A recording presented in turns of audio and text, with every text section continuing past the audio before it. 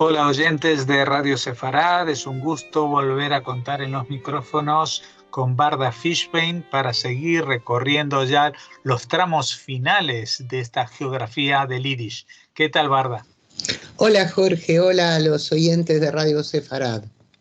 Bueno, digo tramos finales porque con Varsovia, que fue una de las capitales, si no la más importante del mundo que hablaba Yiddish, del mundo ashkenazí durante mucho tiempo, pues vamos a finalizar este recorrido. Pero todavía nos quedan varias entregas para seguir hablando de Varsovia, ¿no? Así es, Jorge, porque ha sido, como tú bien dices, y sin ninguna duda, la Keilah más numerosa y la ciudad donde había más judíos de toda Europa, ni siquiera solamente de Europa del Este, sino en algún momento de toda Europa. Y por eso se ensañaron como se ensañaron los nazis con esta ciudad. Y bien, lo vamos a retomar donde lo dejamos en nuestra última visita, como siempre hacemos. Ya llevamos con esta será la cuarta visita a Varsovia o a Varshe, como se llama en Yiddish a la ciudad, y vamos a contar que la prensa judía creció mucho en Varshe después de 1905. En lo que hace a publicaciones diarias, en 1906 aparecieron 5 periódicos en Yiddish con los nombres Die Telegraph, el telégrafo, Der Weg, el camino, Morgenblatt, página matinal, Yiddisches Tageblatt, diario judío, y Die Neue Zeitung, el nuevo periódico. Si sumamos las tiradas de todos ellos, resulta un total de unos 96.000 ejemplares cotidianamente. A la vez que estos periódicos en Yiddish nacieron ese mismo año, 1906, 3 publicaciones diarias en hebreo como Atzofé, El Observador, Ayom, El Día, y Atzefirá, la sirena. No la sirena del mar, sino la sirena que llama la atención en ciertos acontecimientos, digamos. Con una circulación diaria entre los 3 de 12.000 ejemplares, y aún debemos sumar el periódico judío en lengua polaca Gazeta Nowa, que tiraba unos 10.000 ejemplares. Un par de años más tarde, el diario en Yiddish antes mencionado, Yiddische Tageblatt, comenzó a salir con otro nombre, Eint, cuyo significado es hoy, y pronto se convirtió en el periódico más leído en Yiddish en todo el reino de Polonia. Lo editaba su fundador, Shmuel Yankev Yatzkan, de Ideacionistas, que anteriormente había trabajado para el diario en hebreo Atzefirá, del que hablamos antes. Entre los contenidos de la prensa judía estaba la reimpresión de ficción literaria en Yiddish en forma de serial. Esta modalidad o sección de los periódicos de la época alcanzó altas cotas de circulación, ya que era especialmente atractiva para los lectores. Así se calcula que en el año 1913 la prensa judía llegó a tener una circulación nada menos que de 150.000 ejemplares cada día. En los comicios celebrados en el año 1912 en Varshe para elegir a la Cuarta Duma, el candidato polaco liberal no condenó claramente el antisemitismo, razón por la cual el grupo bastante numeroso de candidatos judíos escogieron a un diputado socialista. Esto hay que verlo a la luz de cómo eran en aquel entonces las elecciones al Parlamento polaco, a la Duma, donde primero se hacía una votación y luego una serie de diputados votaban por un candidato, etc. En consecuencia, se produjo una venganza por parte del Partido Nacional Democrático polaco en forma de boicot organizado a las tiendas judías. Pero no solamente se quedó en eso, sino que también se produjeron incidentes violentos. Así prácticamente quedó destruido el vínculo entre judíos y polacos que habían manifestado su hermandad en el siglo anterior, no demasiados años antes, entre 1861 y 1863, como se ha explicado en nuestra anterior visita a Varsovia. Al iniciarse la Primera Guerra Mundial, los judíos de Varsovia sufrieron un declive en su posición política y económica. Por otro lado, tanto el gobierno zarista como los demócratas polacos estaban convencidos de que los judíos apoyaban a las tropas alemanas. De tal modo que, rechazados por unos y por otros, los judíos se alegraron cuando en el año 1915 los rusos fueron varias veces derrotados, a la vez que muchos soldados e incluso oficiales judíos se integraron a las unidades polacas que se unieron a los austríacos bajo el mando del mariscal Józef Pilsudski. Bajo el gobierno alemán de Varsovia, que duró entre 1915 y 1918, es decir, hasta el final de la Primera Guerra Mundial, la vida judía experimentó un crecimiento como no se veía desde hacía años, lo cual es insólito para una época de guerra.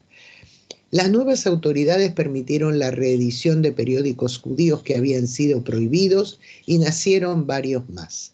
También fue creada una red de escuelas privadas judías cuyas enseñanzas se basaron en los idearios sionista y bundista, así como también fueron creadas escuelas ortodoxas en el período de entreguerras en Polonia. Durante esta época en que los alemanes tenían el mando en la ciudad, paradójicamente mejoraron las relaciones entre polacos y judíos. Así, cuando fueron convocadas elecciones al Ayuntamiento de Varsovia, en este caso locales, no al Parlamento Nacional, los judíos pertenecientes a los sectores más moderados, sionistas, ortodoxos y asimilacionistas, para evitar que se produjera un desastre como el ocurrido en 1912, en la elección de la Duma, pactaron con las organizaciones políticas polacas más relevantes para hacer un reparto equitativo de los escaños. No obstante, fue un acuerdo en el que no se reflejó fielmente el número y porcentaje de vecinos judíos de Varsovia en relación al total de la población, ya que se les otorgaron menos escaños de los que les hubiera correspondido. Casi a finales de 1918, al ser derrotadas las potencias centrales, Varsovia volvió a ser la capital de un estado polaco independiente. La ciudad pasó a ser el centro de la vida política, cultural y social del país, pero se perdió el mercado ruso del que había dependido la prosperidad hasta ese momento, y las empresas comerciales e industriales debieron encajar el golpe mientras se acercaba la Gran Depresión Mundial de 1929, que también a estas empresas las afectó. La situación de la Kehilá de Varsovia no quedó al margen de estos sucesos, aunque siguió siendo la de mayor número de pobladores judíos de Europa. Entre los años 1921 y 1931, el crecimiento experimentado fue de 310.000 vecinos judíos hasta 352.000, llegando a las puertas de la Segunda Guerra Mundial a ser 375.000 personas. No obstante el crecimiento numérico, proporcionalmente los judíos en relación con el total de vecinos varsovianos cayó en unos 4 puntos porcentuales, debido sobre todo a un freno de la tasa de natalidad y a la llegada de inmigrantes no judíos a la ciudad. La zona judía de Varsovia seguía estando al norte de la villa, en el entramado callejero que configuraba el entorno de la calle Nalewski. Allí podía hallarse una intensa vida comercial de mercados y vendedores ambulantes, restaurantes y cafés. Pero no era el sitio exclusivo por donde se movía la judeidad de Varsovia. Había muchos viviendo y manteniendo sus actividades en otros barrios de la ciudad, mientras la composición social de la comunidad seguía prácticamente igual que en el periodo anterior a la Primera Guerra Mundial. En 1931 se celebró un censo que arrojó los siguientes datos. Un 47% de los judíos estaban empleados en la industria de Varsovia, sobre todo en pequeñas fábricas o en talleres artesanos, muchos de ellos con dueño judío también. Otro 33% se dedicaba al comercio, estaban empleados en la banca y en empresas aseguradoras. La educación y las labores culturales ocupaban un 4% de los judíos varsovianos y ese mismo porcentaje era el de los profesionales de la salud. Finalmente, el 1% se dedicaba a los servicios públicos y de atención social en forma de funcionarios. Cada vez estaban más consolidadas las ideas que habían nacido antes de la Primera Guerra Mundial y que influían en la vida política y cultural de la Keilah, a la vez que iba decayendo el interés por el asimilacionismo en un país donde los judíos querían ser ciudadanos con plenos derechos o polacos de fe mosaica, como los había mencionado uno de los nobles polacos, y así lo hemos contado en nuestra anterior visita. Pero eso nunca se convertía en realidad, quiero decir, al no tener derechos plenos, no eran realmente polacos, tuvieran la fe que tuvieran. De manera que la comunidad judía se dividía en 3 corrientes de pensamiento: sionismo, ortodoxia y socialismo. Y en cada una de ellas había numerosas subfacciones. Barshe fue el típico relevante marco de esas diferencias, aunque se extendían por toda Polonia. La gran mayoría de judíos del país y de la ciudad apoyaron el golpe de Estado de 1926, en el que volvió al gobierno Pilsudski.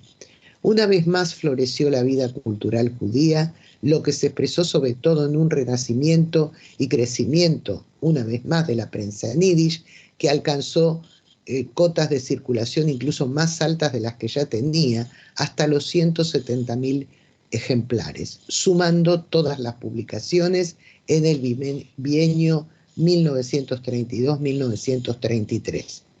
Las publicaciones más relevantes en Barshe fueron Eint y Momento, traducido Hoy y Momento, de ideología sionista general, el Volkszeitung, o Diario del Pueblo, que reflejaba las ideas del Bund, y el Jüdische Tagblatt, el diario judío, de tendencia ortodoxa.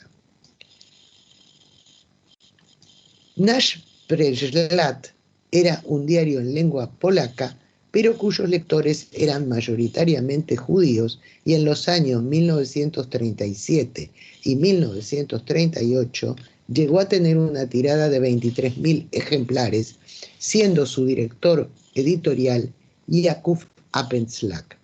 A la vez, las publicaciones en hebreo decayeron, sobre todo porque muchos autores que escribían artículos en esa lengua emigraron a Palestina.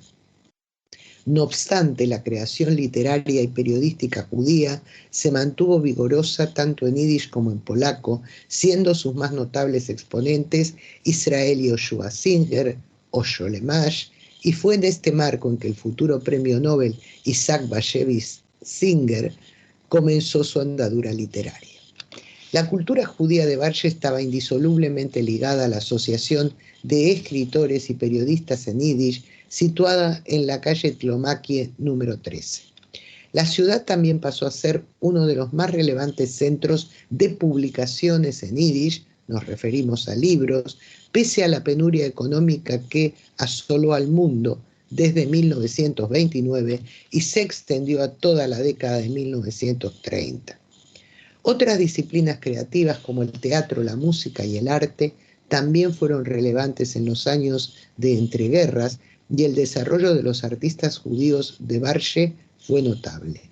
Entre las compañías teatrales de la ciudad merecen ser mencionadas la del Teatro de Arte Yiddish de Varsovia, fundado por el director y actor Zygmunt Turkov y su esposa, la gran actriz Ida Kaminsky, el Nuevo Teatro Yiddish de Varsovia, en este caso a cargo del hermano del anteriormente citado Yonah Turkov, o el Jung Theater, teatro joven, fundado por Michal Weigert.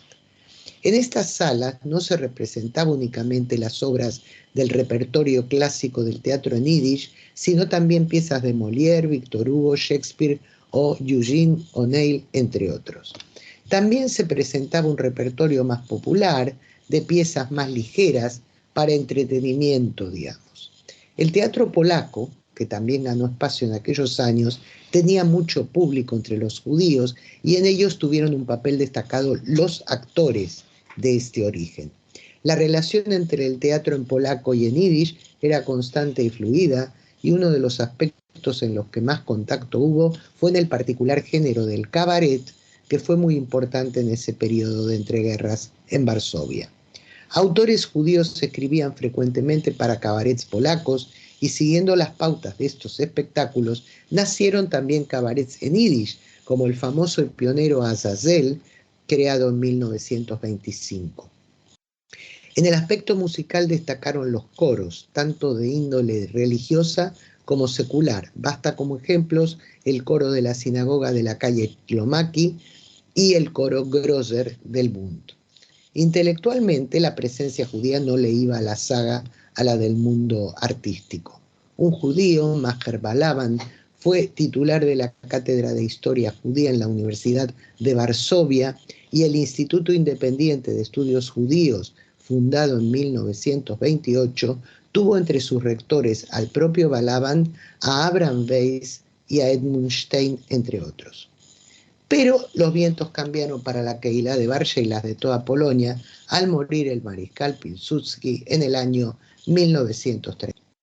Rebrotó el viejo antisemitismo que permanecía latente y comenzaron las proclamas exigiendo que los judíos polacos dejaran el país.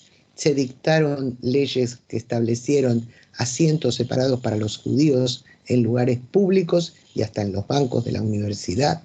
Volvió el boicot a las tiendas judías y se recrudeció la violencia contra la comunidad, generando inseguridad y temor. Los seguidores del sionismo se vieron defraudados en sus expectativas, ya que las posibilidades de emigrar a Palestina eran cada vez más escasas, como también se desprestigió la política de Agudas Israel, siempre intentando tener buenas relaciones con las autoridades, que no acababan nunca de llegar a buen puerto.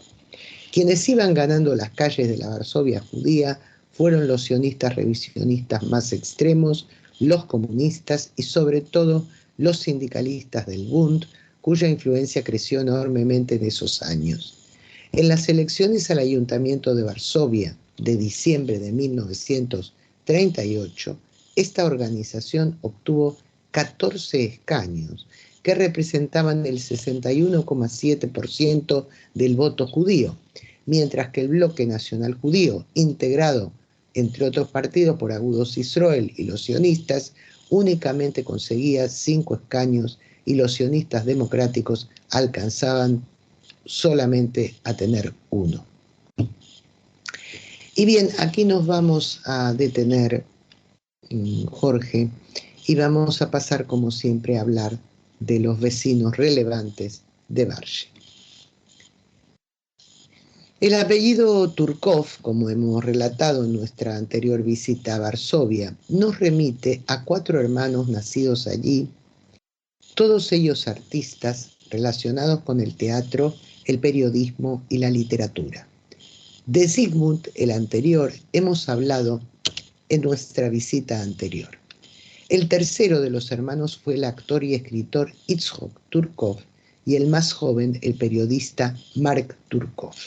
Este último, Mark, emigró a Argentina y se dedicó a lo largo de su vida a documentar la historia de la cultura judía en ese país. De hecho, la AMIA, la Asociación Mutual Israelita Argentina, lo honró poniéndole su nombre a su centro de documentación, que así se llama, Centro de Documentación e Información sobre Judaísmo Argentino Mark Turkov. Pero hoy contaremos la vida y la obra de Jonas Turkov, el segundo de los hermanos, nacido en 1898 y de tanta fama en el espectáculo teatral y cinematográfico como su hermano mayor. Tuvo, al igual que Zygmunt, una brillante carrera como actor y director, además de haber sido un magnífico escritor al que debemos un importante testimonio sobre la vida en el gueto de Varsovia. Comenzó actuando en un teatro yiddish de aficionados en su ciudad natal en el año 1915 y luego se sumó a su hermano mayor Zygmunt en el Artistische Winkel, el rinconcito artístico. Actuó en el Teatro Elysium de Varsovia, dirigido por el famoso David Herman, Incluso incursionó en el teatro en lengua alemana. Siguió también a su hermano en la compañía Kaminsky, donde trabajó entre 1917 y 1920. Fue el creador, actor y director de 2 compañías de teatro itinerante, dos Babelge Dramatischer Theater, el teatro dramático móvil, y Die Junge Bühne, el joven escenario. También trabajó con su hermano Sigmund en el Teatro Central entre 1923 y 1925. Un año después fue convocado para ser el director artístico del acabado de crear Krokeberg Yiddish Theater, el Teatro Yiddish de Cracovia, un teatro patrocinado por la Keilah de toda Polonia, lo que resolvía las cuestiones financieras que siempre eran un problema para el teatro de la época, quizás también para el de ahora. Jonas Turkov incluyó la puesta de obras clásicas y contemporáneas en Yiddish, algunas de autores tan conocidos como Mendele Moichersfori, Moshe Mash, y otras de dramaturgos polacos o europeos contemporáneos suyos que antes no se habían representado en Yiddish. Su dirección del Teatro Yiddish de Cracovia fue muy renovadora. En el año 1929, Turkov quiso llevar adelante la misma iniciativa en Varshe, a la que llamó el Varshever Neue Yiddischer Theater, Nuevo Teatro Yiddish de Varsovia, pero no lo consiguió. En los años 1932 y 1933 fue director, sí, de una nueva iniciativa, pero en Vilnius, el Vilner Yiddischer Teatro, Teatro Yiddish de Vilnius, que incluía una escuela de formación teatral. Asimismo, como actor, actuó en cine en Yiddish y en polaco. También fue director de la película del autor en Yiddish Józef Opatoszu, In Polnische Wälder, en los bosques polacos, en el año 1928. Turkov y su esposa, la actriz Diana Blumenfeld, pasaron prácticamente toda la Segunda Guerra Mundial en el gueto de Varsovia, donde organizaron representaciones teatrales y colaboraron con la resistencia. Tras el levantamiento de 1943, se ocultaron en la zona aria de la ciudad. Acabada la guerra, integró el Comité Judío Central de Polonia, en el que investigó 18 casos de colaboracionismo judío con la Gestapo alemana. Además de trabajar con otras organizaciones judías nacidas en la época, se ocupó de volver a crear los primeros programas radiales en Yiddish en ese país tras la ocupación nazi.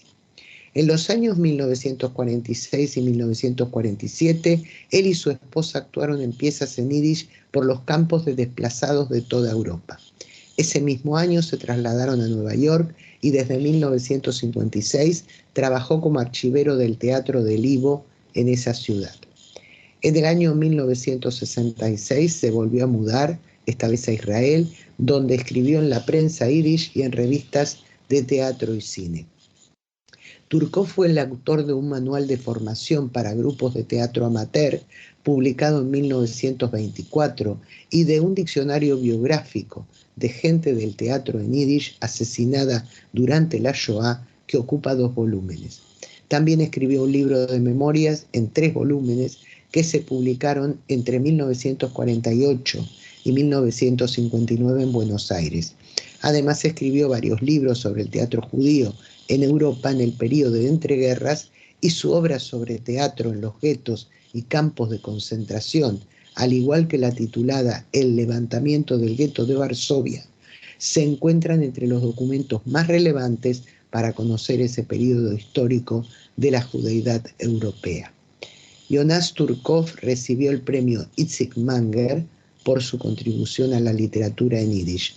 Falleció en Tel Aviv en el año 1988.